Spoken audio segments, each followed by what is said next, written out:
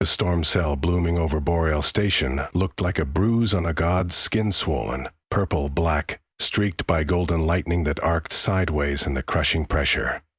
Celeb Lauren adjusted his mask and stared at the wall screens while the rig around him rattled. Even 4 decades of helium-3 mining on Nyx had not dulled the brute beauty of the gas giant's tempests, but tonight, the storm carried more than fused nitrogen hail and ammonia sleet.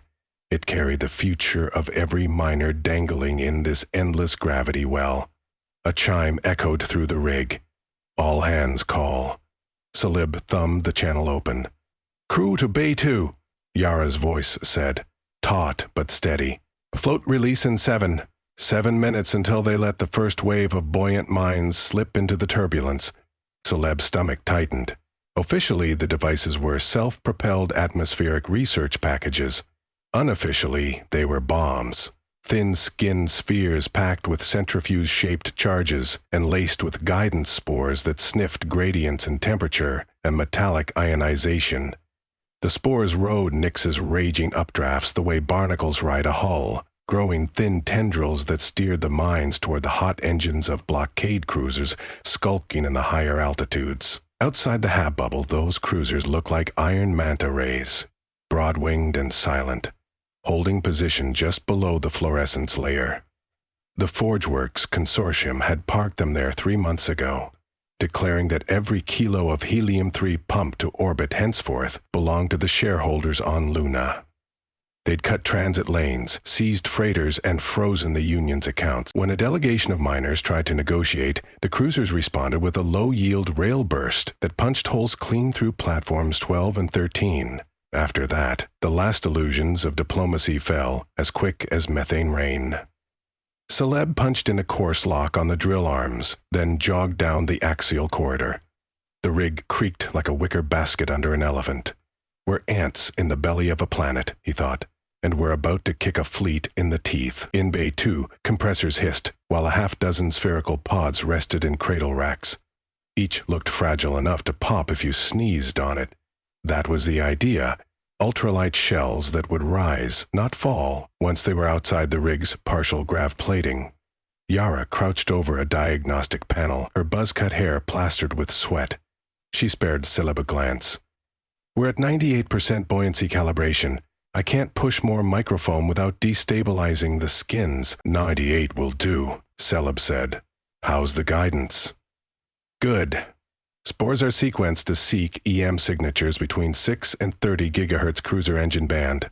Once they get a sniff, they won't let go." Yara closed the panel and stood. "This is it, old man. After we let them float, there's no calling them back."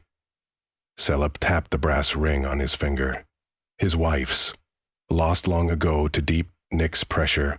Then met her eyes. "Lockheed's starving us. They drew first blood. We either break them now or suffocate slowly." She nodded, but her gaze lingered on the mines. "It feels strange. Sending weapons up instead of ships. Like we're planting seeds." "We are planting seeds," Celeb said. "Seeds of trouble. Let's hope they bloom fast." Above them, a thunderous crunch rolled across the station plating. Everyone stiffened. An impact? A cruiser strike? The rig's lights flickered. Then the comm crackled with Laco's leisurely drawl from ops. "Relax, folks. Just a storm snapping one of the exterior antennae. Hull's intact." Celeb blew out a breath. "Okay. Begin final sequence." Hatch valves, irised open, exposing a dim airlock. One by one, the crew wrestled the buoyant mines onto mag sleds and guided them to the threshold. When each pod met the inner door, its cradle clamps disengaged with a soft click that sounded, to Celeb's frayed nerves, like a gun cocking. Yara punched a touch icon. Outer doors cycled. A swirl of blue-green ammonia vapor rushed in, then out again as pressure equalized.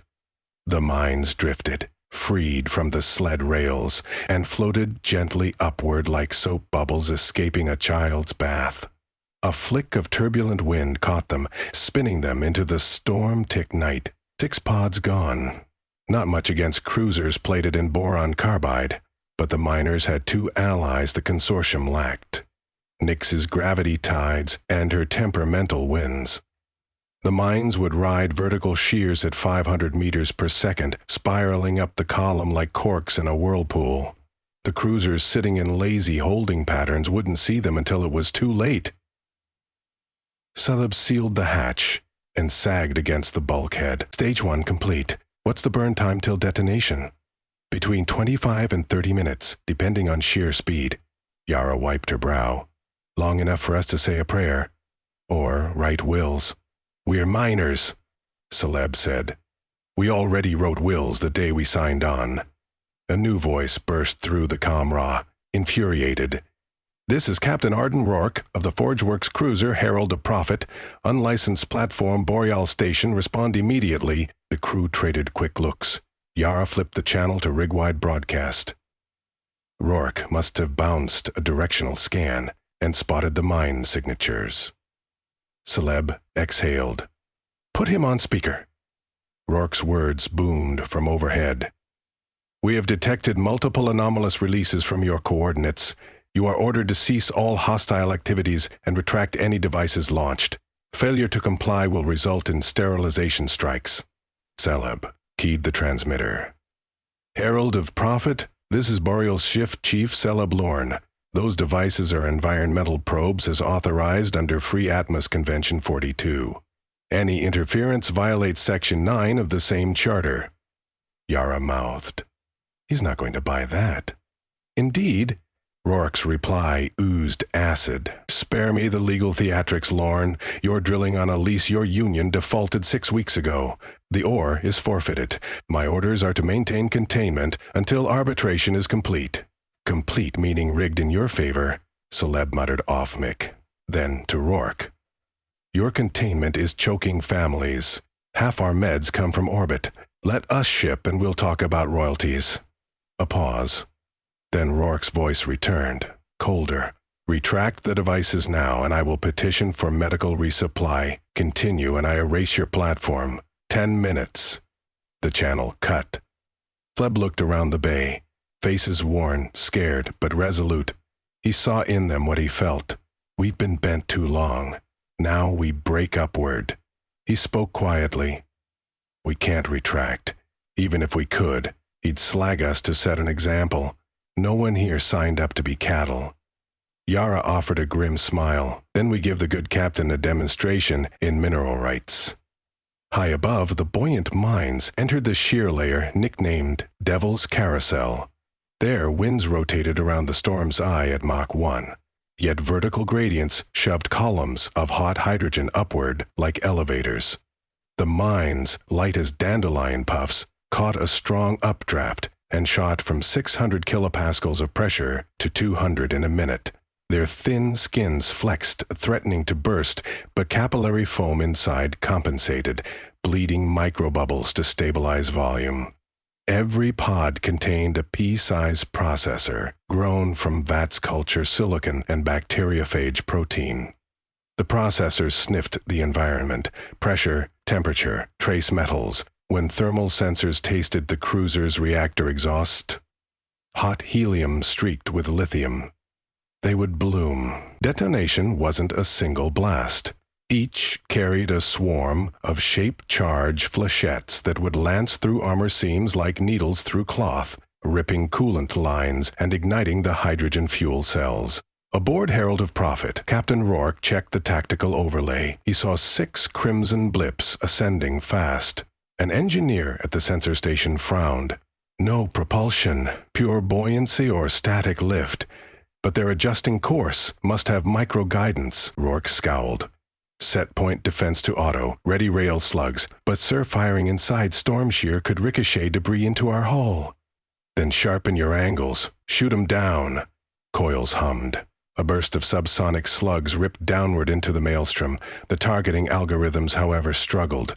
The mines were small, fluttering like leaves among lightning vortices. Slugs tore white contrails through the clouds but hit nothing. The engineer's voice cracked. Threshold distance now, 3 kilometers, closing. Rourke felt sweat bead under his collar. He'd assumed miners were docile. He had not expected them to weaponize buoyancy. Full ascent, he ordered. We'll outrun them to thin air. The cruiser's grav thrusters ignited, pitching the vessel upward. What he failed to realize was that the mine's guidance spores also sensed pressure. They compensated. As the cruiser climbed, the mines adjusted internal ballast, rose faster, riding the slipstream directly into Forgeworks' metal underbelly. Back at Boreal Station, Celeb paced the command deck. 10 minutes had passed since the launch. Leko watched instruments. Electrocom dicks spiking at upper levels. They're mixing it up. Yara zoomed a scope feed. Through roiling cloud, she caught a glimpse of a shape flashing like a dark fin, dwarfed by bolts of violet lightning. Then a pinprick of white blossomed against the cruiser's underside. Another, and a third. She exhaled a short laugh. First bloom confirmed. The station shook. Alarm klaxons howled. Celeb grabbed a rail. What now? Lako squinted at diagnostics. Not external, our own grid. Feedback from the mines detonating is overloading our upper antennas. Sheer static. Yara leaned forward. Multiple energy releases on the cruiser, reactors venting.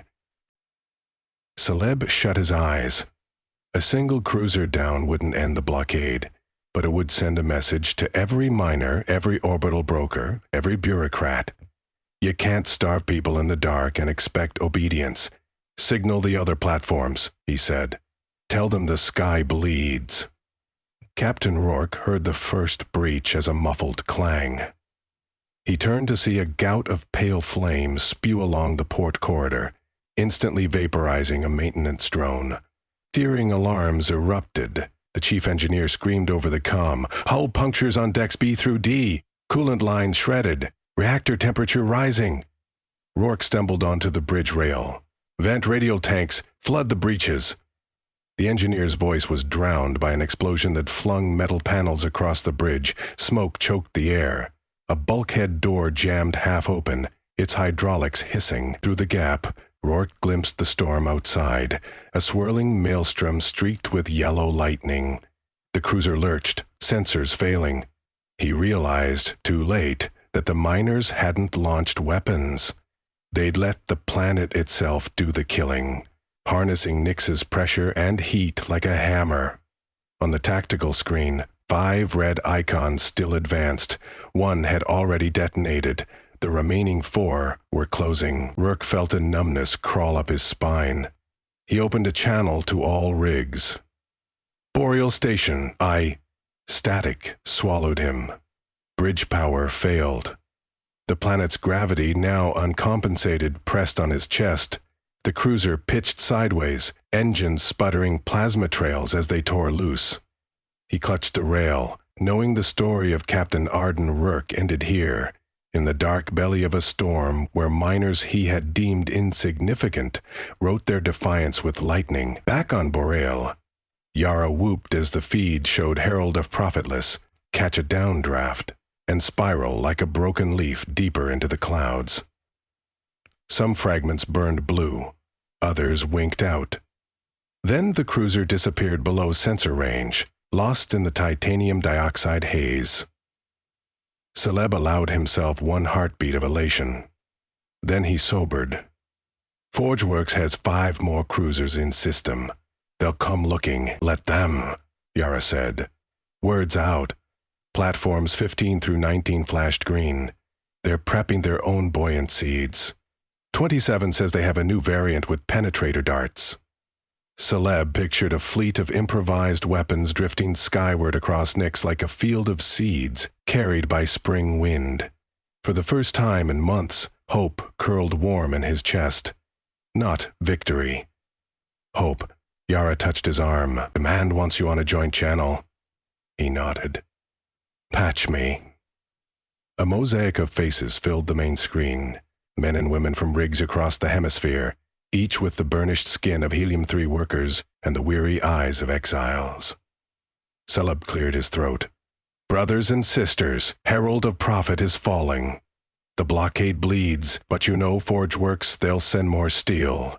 We have maybe a day before the next cruiser drops on us. A grizzled miner from Platform 3 raised a fist.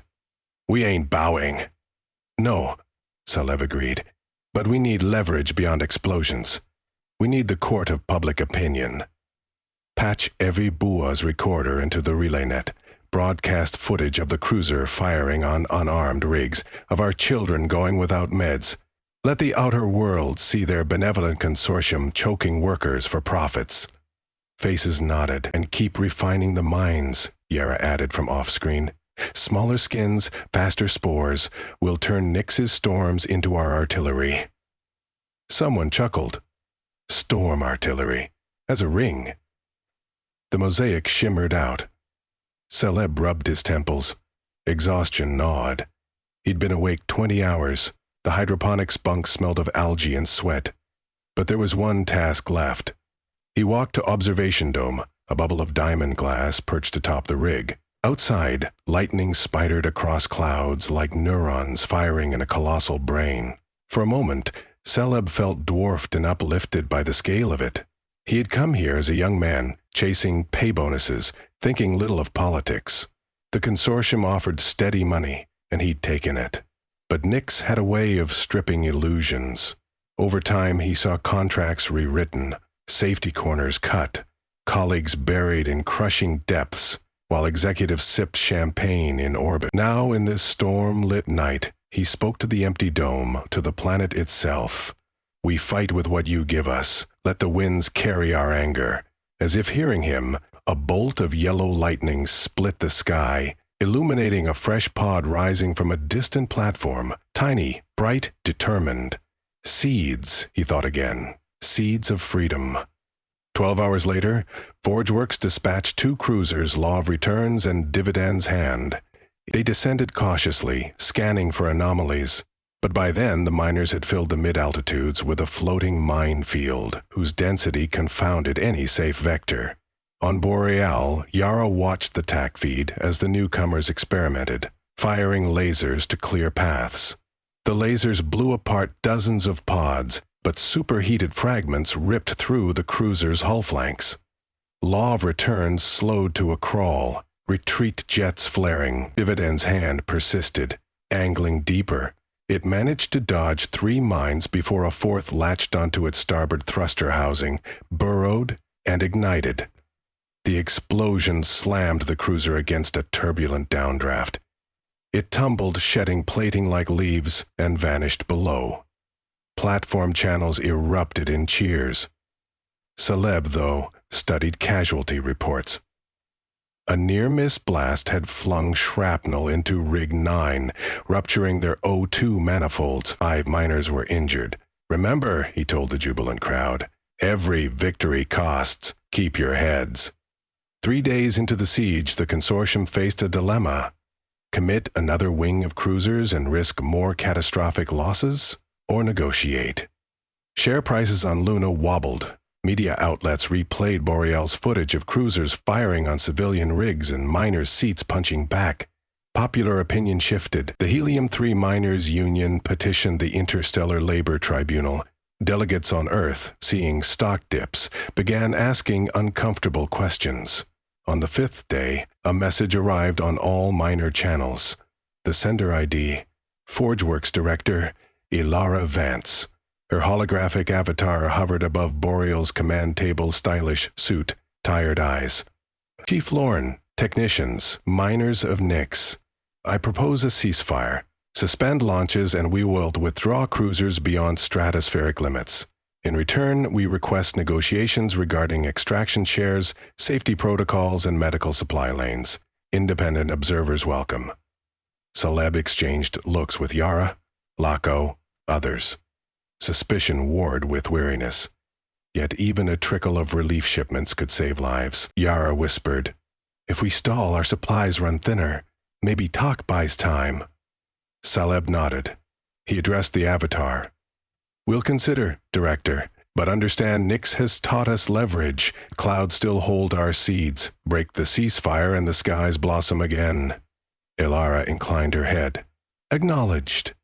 The holo winked out. Celeb sank into a chair. For the first time in weeks, quiet settled on the command deck. No alarm klaxons, no frantic radio chatter, and just the hum of life support and the distant grumble of the storm. He felt old bones ache. But he also felt something rare on Nyx. Possibility. Yara perched on the console edge. Think they'll keep their word? No, Celeb said. But now they know we can bite. Negotiations will be different. She smiled, a little crooked. Turns out storms are good for more than tearing rigs apart. Storms remind people who really owns the sky, Celeb said, and that isn't chartered corporations. He stood, stretched. I'm going to the mess. They're serving synthetic coffee-like substance. Gourmet, Yara teased. As he walked out, he paused by the viewport. Up beyond the glare of the dome lights, faint glimmers drifted, unspent, buoyant mines, still rising slowly, waiting like a promise. Celeb touched the glass. Hold the line, he whispered. Nyx rumbled in response, thunder rolling across horizons unseen, carrying seeds of trouble upward to any who would dare ignore the weight of those who worked in the dark, breathing compressed hope, carving futures from clouds. In that sound, Celeb heard the voice of every miner, past and present, and the unvoiced oath that spread from rig to rig. We will not fall. We will rise.